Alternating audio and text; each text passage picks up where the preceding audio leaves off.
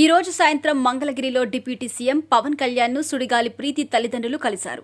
తన కుటుంబంతో కలిసి వినతి పత్రం ఇచ్చి ఆవేదన వ్యక్తం చేశారు. తమ బిడ్డకు జరిగిన అన్యాయం మరే ఆడబిడ్డకు జరగకుండా చూడాలని కోరారు.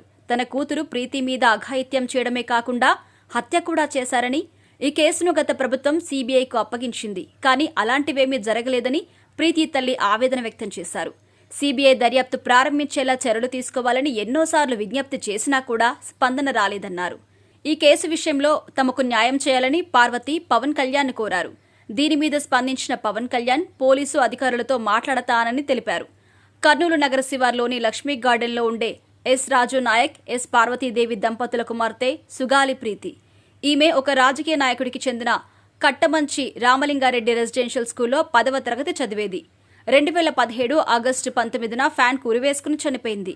అయితే తమ కుమార్తె ఉరివేసుకుని చనిపోలేదు అని, స్కూల్ యజమాని కొడుకులు బలవంతంగా రేప్ చేసి చంపేశారు అని తల్లిదండ్రులు ఆరోపించారు. కర్నూలు ప్రభుత్వ ఆసుపత్రిలో పోస్టుమార్టం చేసిన డాక్టర్ శంకర్ 20 ఆగస్టు 2017న ఇచ్చిన ప్రాథమిక రిపోర్టులో సైతం అమ్మాయిని రేప్ చేసినట్టుగా నిర్ధారించారు. Pathology HOD doctor G Baleswari సైతం ఇదే విషయాన్ని నిర్ధారిస్తూ ఆగస్టు 21, 2017న నివేదిక ఇచ్చారని ప్రీతి తల్లిదండ్రులు తెలిపారు. తమ దగ్గర ఉన్న ఆధారాలతో బాధితురాలి తల్లిదండ్రులు తాలూకా పోలీస్ స్టేషన్లో కట్టమంచి రామలింగారెడ్డి స్కూల్ యజమానితో పాటు అతడి కుమారులపై ఫిర్యాదు చేశారు. దీని మీద అప్పటి నుంచి దర్యాప్తు నడుస్తూనే ఉంది. కానీ ఫలితం లేదని ఆవేదన వ్యక్తం చేస్తున్నారు ప్రీతి తల్లిదండ్రులు.